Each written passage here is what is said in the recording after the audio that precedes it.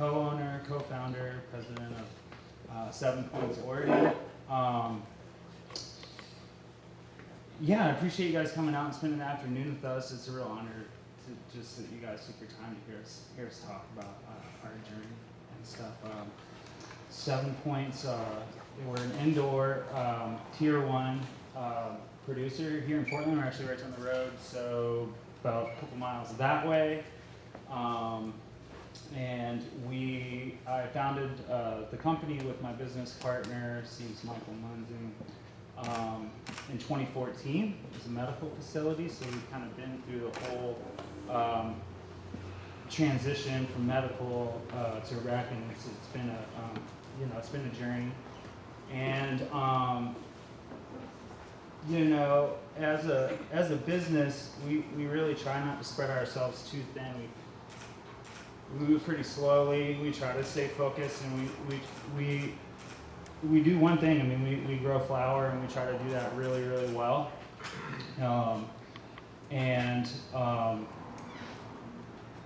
I think that there's been kind of 4 guiding principles that has been kind of our compass as we've navigated the space. The first tenet of that is growing the best quality, most flavorful cannabis that we possibly can on a consistent basis. We pretty much have to perform round after round after round. It doesn't always happen, but we've been pretty good on our consistency part, and it's really critical to us, and a lot of work on the part of our team. The second tenet is organic inputs and organic methods, and that's been something that's been fundamental to our organization. Third tenet is creating a family atmosphere and a great place to work. We treat our employees with respect and try to have a family atmosphere. We very much consider the farm a family farm, and a lot of our employees have been friends with us for a long time. I think we have one employee that we got off of an ad on Instagram, and then he recommended some other employees. So it's a very tight unit. We take that really seriously, and we've really found that happy people, if you're happy coming to work for us, if you're happy in what you're doing, we get a lot better results, and happy people make happy plants, and so that's a really big deal. And then the fourth tenet, and what we're all here for today, is sustainability, and it's really important to us. And I think from the outset in 2014, being an indoor facility, we really take it seriously, the responsibility that we have to lessen our footprint over time. There's pluses and minuses to every style of cultivation. The big positive aspect of growing inside is controllability. You can control everything, and you don't have to worry about weather or your neighbor spraying pesticides or whatever it is. The big negative is obviously it's really energy intensive. So we've kind of taken that on and worked towards that, lowering the footprint. And in the beginning we had a bunch of kind of lofty ideas, and we're very excited about tackling everything, and just having this gold star facility kind of out of the gate.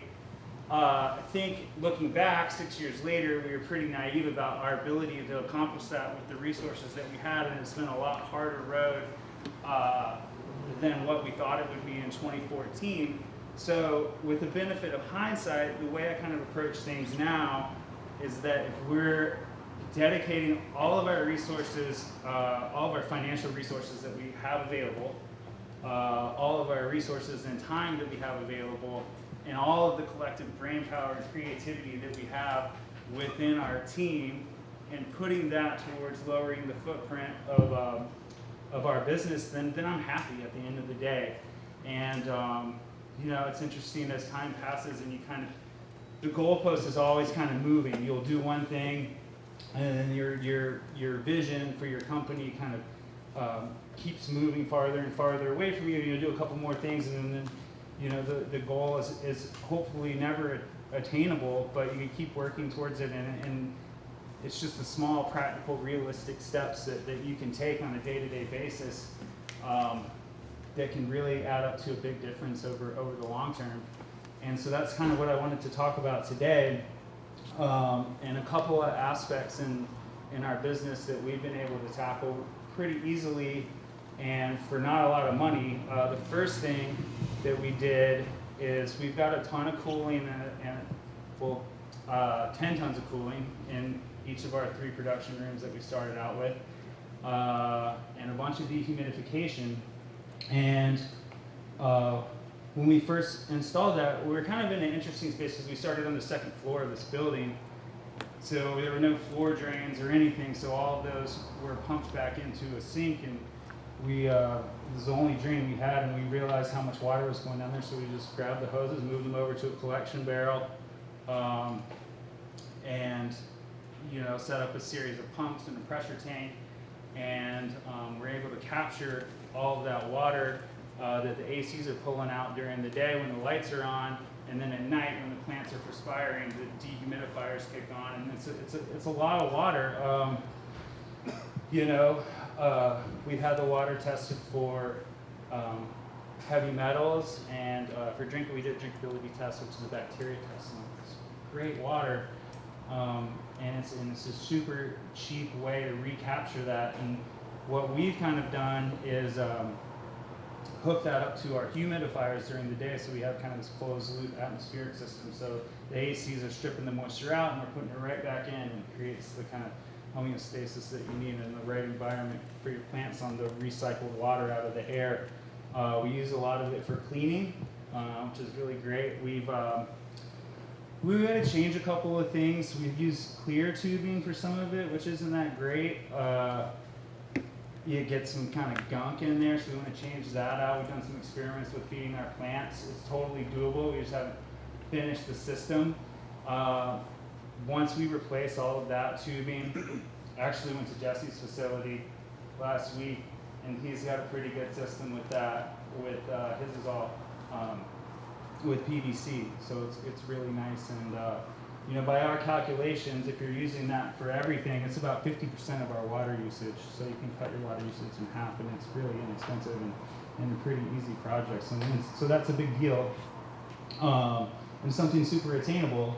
The next big thing we did is we retrofitted our vegetative space in our mom room, which houses all of our genetics, with LED lights. Those are really expensive. We worked with the Energy Trust we're with PGE, so we were able to get a rebate on that. And these are all dimmable, as I stated before, so we rarely run them at the 700 watts that they are capable of, and you can kind of dial in exactly what the plant needs, and it's been great. And one benefit of switching our vegetative space over to this is that, and we didn't know this at the time, but the transition time between the old setup with our single-ended air-cooled metal halides, which these replace those, it's the transition time from the vegetative space into the flower room. It took a while, more than a week, for the plants to get really acclimated. And with the LEDs, they have controllable spectrum and controllable wattage, we're able to dial it into a point where we've shaved that time down to a couple of days. And over the 3 rooms in our production space, we've actually added a whole nother harvest per year from just using the lights in our bedroom. So it's really been awesome, and we're excited to keep moving forward with LEDs. And what kind do you use? they're Progrotech. We like them. They've been good. They're really controllable. Does everyone up here use a different type of LED light? We do. Yeah, you guys use different. But yeah, so that was great. We're excited to move forward, retrofitting our flower room, but it is expensive, so one step at a time. I think the next thing that we've kind of looked at is something as simple as our packaging. I think that this industry, and something that really bothers me, is the plastic problem that we have throughout well, all businesses in the industry, really. So we package all of our flour that goes to our dispensary partners in glass jars, which is better all around. And then we work with them to do a recycling program where we get those jars back. We'll clean them when we reuse them. We kind of, we don't have to buy new jars. We get them back. We're not using plastic. We also, there's some packaging that came out recently that we've utilized that's hemp plastic. It's biodegradable. Santa packaging, I think I'm saying that right. Yeah. So we use them for our pre-roll tubes, and that's been great. So we kind of, kind of nixed all of the plastic materials out of our facility, and those are some things we've done. I could sit here and list off, a bunch of other stuff. I think one other thing that we've done, which is I think unconventional wisdom, is we had an auto water system when we first started, and we actually ripped that all out and went back to hand watering. And for us with organic nutrients, the at least our auto water system, we had to spend so much time cleaning it. Every time we used it, we had to clean it to make sure there wasn't any anaerobic bacteria buildup. And we built a new room, and we just never hooked it up. We didn't hook up the auto system, so we're hand feeding in there, and we started getting better results. There was more personal connection with the plant. Our employees have been with us in the garden for a long time, and they're good enough to know exactly what each plant needs, and we get no runoff. With the auto system, that was difficult, and we were getting some runoff. So we're actually giving the plants, we feed them every day, we give them exactly what they need, so no runoff unless they're flushing. We do flush a couple of times in our cycles, but that's been another water saving thing, and no nutrients aren't going down our drain either. So that's been really good, and I think that my main takeaway from this whole project and us continuing on is that it's okay not to get it all right the first time. It's okay not to have the budget to do everything that you want to do, but chipping away at it is a big deal, and we're all chipping away at it. Pretty soon you turn around behind and look behind you, and you've done a lot of stuff, and I'm very happy to be participating in the Oregon market. I think it's a special place. We've got a ton of great genetics and a ton of great talent here. It's a special place to be as cannabis kind of rolls out nationally, and I think that a lot of people have their hearts and minds in the right place, and excited to be a part and know that Oregon can be on the forefront of sustainability as we move forward in this whole thing.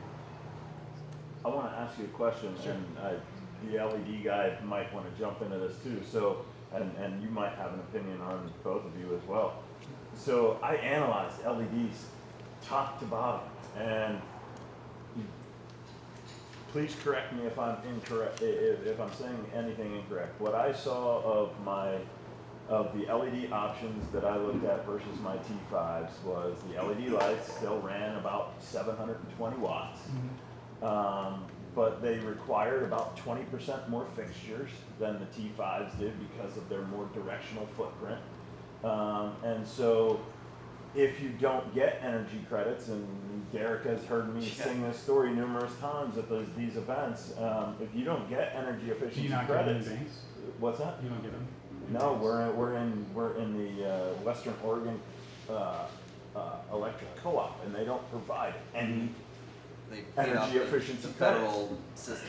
And so It's when I tough. looked at it, I was going to add basically 20 to 30% more fixtures for maybe a 20 to 30% efficiency rate, but I was going to spend 5-6 times as much on the light. And so to me, it just didn't make financial sense. Is any part of that incorrect? How many levels were you going to go up? That was just looking overall, wasn't necessarily looking at vertical, because I guess you're lighting to the footprint of your plants anyway, so whether you're 4 levels or 1 level. I mean, I don't know if we would have done it, to be quite honest with you, without the Energy Trust credit. Like, they're expensive. There's no debate about that. And the savings that you get it isn't immediate. And, you know, I mean, I know you, and like, I know, well, you know, we've known each other for a couple of years, and you know, you're not gonna get that back right away, and it's difficult. And the inconsistency in the lights, that's what I can't sell my guys on. You There is gotta that be- inconsistency in the One LED, thing that I would like, say about I can't tell LEDs is you gotta do your homework, Get what you pay for. and, you know, you have to be really careful. Yep. You know, we're happy with ours. We've changed a lot of things throughout the process, and it's been a learning curve. But you know, I feel like the industry's moving that way, and I'm happy that we're able to get out ahead of everything. And I think it's the right thing to do, but it's not feasible for everybody, and it's a lot of homework. And you know, we're just started in our veg, you know. So and we don't ramp them up to their maximum capacity right away. And basically, the veg lights have less light bars; they're spaced out. It's more forgiving than in a flower type situation. And we haven't even gone that far yet because we're hesitant because of the same concerns that probably everybody has. I mean, messing up around on LEDs your first time hurts. Yeah, You know, we got a business. right. So Did you, when you switched them out to the veg, did you switch out just your T5 bulbs, or did you switch out to a whole new? like I said, we had a single-ended metal halide air cooled, like super old, you know, Gotcha. old school, and we still have T5s too.